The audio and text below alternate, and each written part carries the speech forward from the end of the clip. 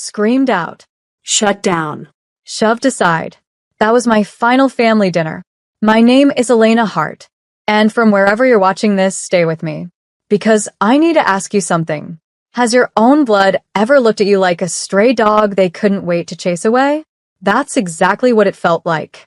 We were sitting at the table, pretending like it was still a family, pretending like the tension wasn't thicker than the mashed potatoes no one touched.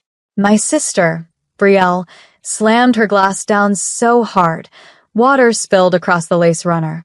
You ruin everything. Every time you walk into a room, it's like the air turns sour. I hadn't said a word the entire evening, just passed the dishes, Smiled faintly. tried to be smaller, quieter. But my silence was apparently the loudest offense.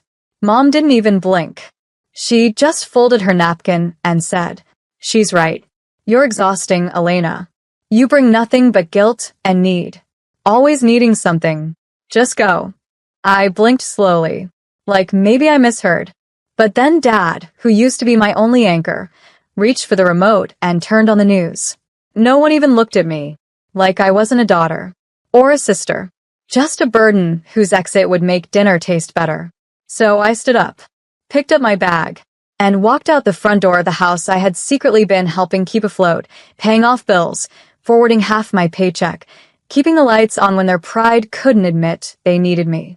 I didn't yell. I didn't cry. I didn't even close the door loudly. I just disappeared. And in my silence, something inside me broke. But not in the way they expected. I spent that first night in a tiny Airbnb downtown. Mattress on the floor, ramen on the stove, peace in my chest. It felt like losing a limb but breathing for the first time. The next day, I woke up with one clear thought. They never cared what I gave. So maybe it was time to stop giving. 7 days later, to the hour, I got a text from Mom. Hey. Electric's due today. Can you send $180? No apology. No check-in. Just an invoice. I stared at my screen for a full 5 minutes. Then I typed, I thought you wanted me gone. And when she replied, just 3 dots typing for a while, I followed it with, so I made sure the lights would follow me out. I had already removed my name from the utility account the night I left. I didn't even need to explain further, because a minute later, I got a final message from her.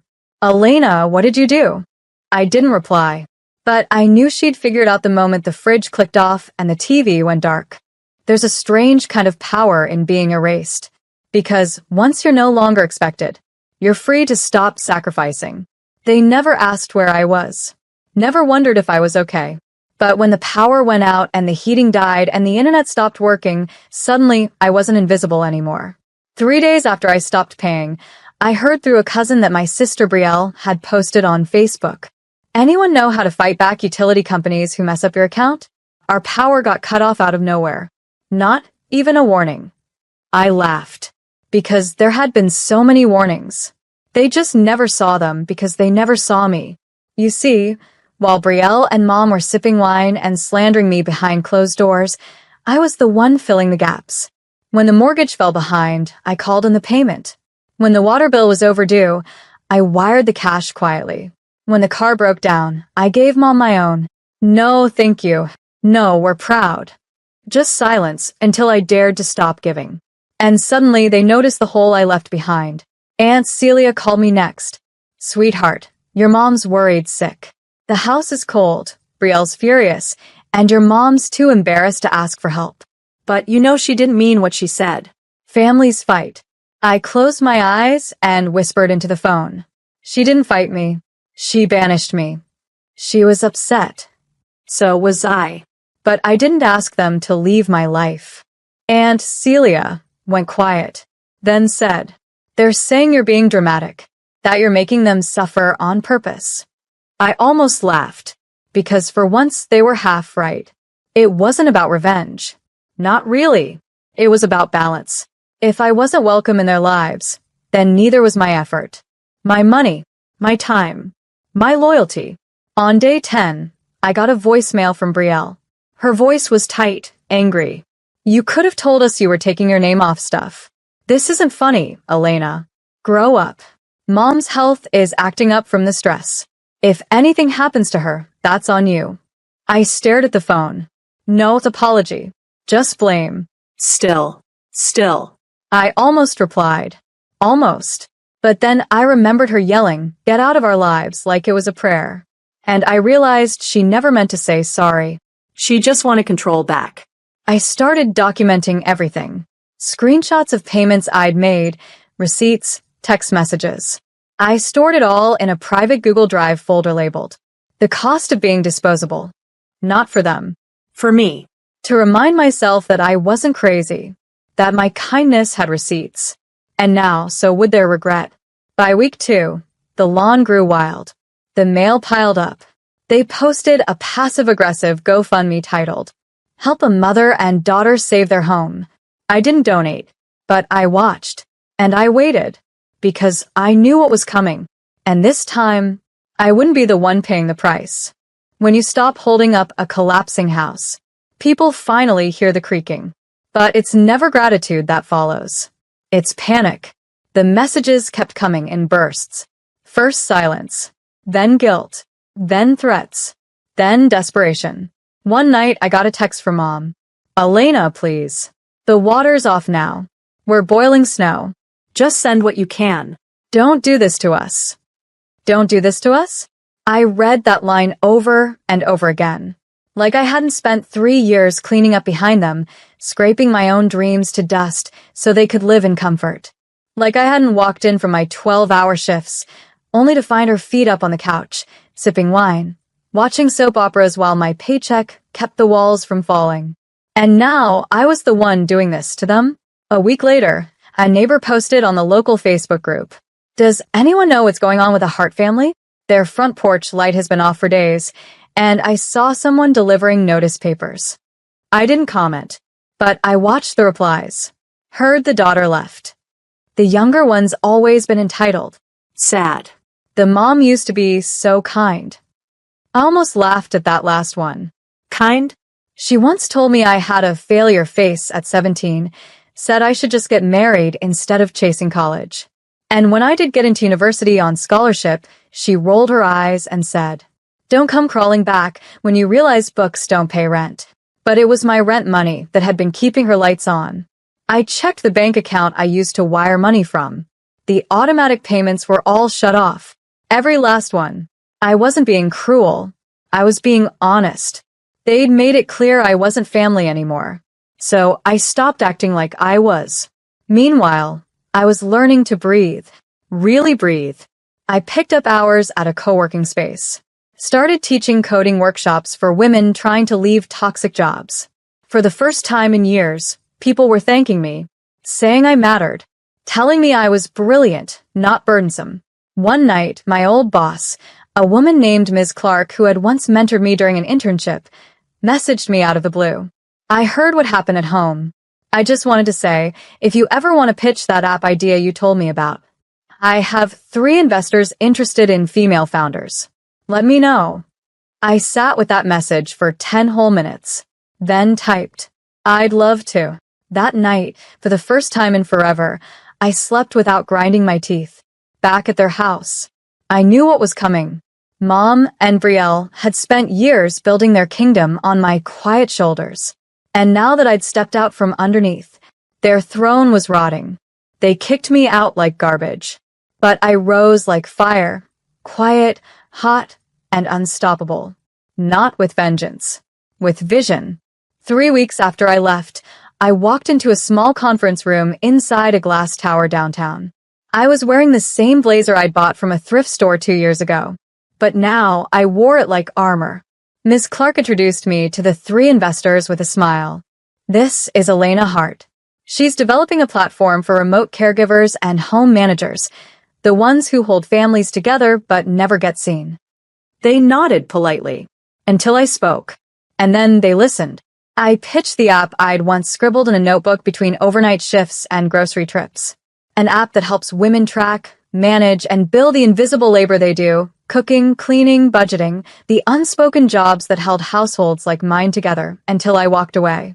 I called it Unseen. 6 weeks later, I had funding. 8 weeks later, I had a team. 10 weeks later, our beta version was live. Meanwhile, back in my old neighborhood, their lights came back on, temporarily, thanks to a loan from some second cousin in Alabama. But by then, the gossip had already spread. Brielle was never the smart one. I heard Elena's doing something big now. She's on LinkedIn every week getting awards. One day, I got tagged in a comment under a photo from a Women in Tech event. Is this the same Elena Hart who used to live on Willow Street? I didn't reply. But I knew who would see it. A week later, I got another message from Aunt Celia. Your mom's asking about you again. Says she might have been harsh. Wants to talk. Talk. She didn't want to talk. She wanted to negotiate. But I wasn't for sale. Because while they were inside that house growing cold, I was out here becoming someone they never expected. I was speaking on panels, doing podcasts, writing op-eds with titles like, When Family Doesn't Value You, Build Your Own Legacy. Each time, I imagined Mom reading those words in her dim kitchen, her pride choking on every sentence. One evening, I walked past a bookstore and saw a flyer. Women Who Led Anyway, panel event, March 3rd. My name was on it, in bold, with the words, Founder, CEO, Advocate. I stared at it for a long time, and then I walked in and bought every last copy of the magazine I was featured in, not for them. For me. For the girl they said would never be anything. Some houses collapse in storms. Others just rot from the inside, after the only one holding it up walks away. It started with an unpaid gas bill, then a notice for overdue taxes. Then the Homeowners Association filed a complaint, something about property disrepair, unkept lawn, and vermin sightings. I didn't know any of this firsthand. I just watched it unfold online. Their once glossy lives started peeling like cheap wallpaper. One post from Brielle said, Does anyone know how to fight an eviction when your name's not technically on the deed? I stared at that sentence. Technically. Right. Because everything had been in Mom's name and mine, not Brielle's. Not the golden girl, who deserved better than bills. The legal documents had always shown my name as co-signer, not for credit, for stability, because I had the job, the record, the reliability. They just had the audacity. That's when it hit me. They were unraveling because I'd stopped covering for them.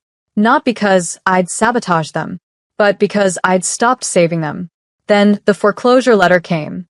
It was shared, again, in a local group chat. Someone posted, The Hart family house is listed for auction. So sad how quickly things can fall apart. So sad. I made tea and watched the comments roll in. Meanwhile, my own world was blooming. I'd just hired 2 new engineers. We were featured on a top startup watch list. I got an email from a national talk show asking if I'd appear for a Women's History Month special. I read the invite while sitting on a sunny cafe patio. The kind of place my family used to say was for show-offs with no responsibilities. But now I was the show. And the receipts? They were all in my name. That night, Mom called. Her number popped up like a ghost from another life. I stared at it ringing until it stopped. Then she texted, Elena, the house is going. We don't know what to do. Please call me. I didn't call. I just replied, You told me to leave your life. I did. So did my help. No exclamation. No insult. Just finality. Later that week, I got a letter in the mail. From the bank. It was a notice confirming the removal of my name from the mortgage. I'd filed for it quietly. Cleanly. Now it was official. The house they kicked me out of, no longer my burden. No longer my business. She tried to silence me with shame. But when the world heard my truth, her silence became permanent. It was a Friday night when the producer called. We've been following your startup's journey. We'd love to have you on the show. Something special for Women's History Month. Are you open to it? I was quiet for a moment. I thought about all the times I'd bitten my tongue. The birthdays missed because I was working. The promotions declined so I could send extra money home. The way Mom once said, You were always more help than heart. And now the world wanted to hear my voice. I smiled. I'm in. The studio was bright and cold. I sat across from the host, a woman I'd admired for years, and she asked, "You've built something incredible from scratch. But the name of your company, Unseen, where did that come from?" I didn't hesitate. It came from years of doing everything and being treated like I was nothing. It came from holding families together while being told I wasn't really part of one. It came from being erased and choosing to reappear on my own terms. Silence. Then applause. Then a single spotlight. And for the first time in my life, I felt seen. The episode aired 3 days later. It went viral overnight. I got messages from strangers, women saying, "That was my story. You said what I never could. Thank you for reminding me I'm not alone." But one message stood out. From a neighborhood friend I hadn't spoken to in years. "Your mom watched it. Didn't say a word for hours. Just stared at the screen. Then she got up, turned the lights off, and went to bed without dinner." I didn't know how to feel. Not joy. Not pity. Just freedom. Because the girl they kicked out, the one they mocked for being too soft, too emotional, too much, she now had influence. And they had bills. They'd traded a daughter for control, and ended up losing both. A week later, I did a panel at a tech summit. At the end, I was handed a plaque that read, "Voice of the Year." I held it in my hand and remembered Mom's voice in my head. "No one wants to hear about your little struggles, Elena. Grow up." So I looked into the camera and said, without shaking, to every woman who is told she talks too much, Talk louder. to every daughter who is told she's ungrateful, know your worth. And to every person who is erased to keep the peace, come back louder than the silence they left you in. Thunderous applause, flashbulbs, a standing ovation, and somewhere, in a dark house with unpaid electric bills, my mother watched that clip on a dim phone screen, charging off a neighbor's outlet. Some homecomings aren't about closure. They're about proof that you made it, without the hands that dropped you. It was a cloudy Sunday morning when I returned to the neighborhood. Not to see them. But to see me, the version of me that used to walk home with groceries in both arms, while Brielle sat on the couch texting boys, and Mom muttered, "Why can't you just be more alike?" I parked at the edge of the block. The old house was smaller than I remembered, chipped paint, sagging roof, the curtains drawn like secrets. I didn't knock. I didn't need to. I walked to the mailbox and slipped in a letter. Nothing long, just the truth. "You asked me to leave." So I did. And with me went the light, the loyalty, the lifeline. You told me I was a burden, but I paid the bills. You told me I wasn't family, but I was the foundation. So this isn't a reconciliation. It's a reminder. I didn't abandon you. I honored your request. Elena. Then I turned around and left. That was the last time I ever stepped foot on that street. A week later, Aunt Celia sent me a message. "Your mom got the letter." She cried for hours. Didn't say a word. Just sat at the kitchen table staring at it. She said Mom keeps the envelope tucked into her Bible now, as if praying might turn back time. But you can't pray away reality, especially when you chose it, especially when the daughter you tossed aside becomes the woman every mother now points to and says, "Be like her." Meanwhile, I was speaking at high schools, launching mentorship programs, and investing in shelters for displaced women. One of them approached me after a talk and asked, "What gave you the strength to leave?" I didn't hesitate. The moment I realized staying wasn't loyalty, it was slow death. She nodded like I'd given her a sword. And maybe I had. Back at home, the house went up for sale. Again. This time at a loss. Mom moved into a tiny apartment near the freeway. Brielle floated between friends' couches and bad decisions. And me? I was featured in Forbes. The headline read, "The girl they discarded, now building empires for women like her." Sometimes I wonder if she reads my articles. If she clicks the links, watches the interviews, hears my voice, and realizes that silence she demanded, it didn't destroy me. It made space for everything she feared most. My success. My truth. My voice. Some people throw you out of their story, forgetting the world's watching yours unfold. And in mine, They're just a footnote to my rise. It was a gala of velvet gowns, camera flashes, crystal chandeliers. The kind of room my mother once said wasn't made for girls like us. Funny, because now I wasn't just in it, I was headlining. Entrepreneur of the Year, they called it. But to me, it was just the final chapter of a book they never let me write. Until I walked away. They played a tribute video, clips of interviews, news segments, charity initiatives. Then came a surprise. A photo, an old one, of me at 12, standing outside our broken front door holding a report card with straight A's. No one had celebrated that moment. Until now. I took the stage. I looked into the sea of faces. And I said, I used to think success meant approval from my family, from my past. But I learned something stronger. Success is building a life so full, you no longer wait for someone else to clap for it. The audience rose. Applause thundered.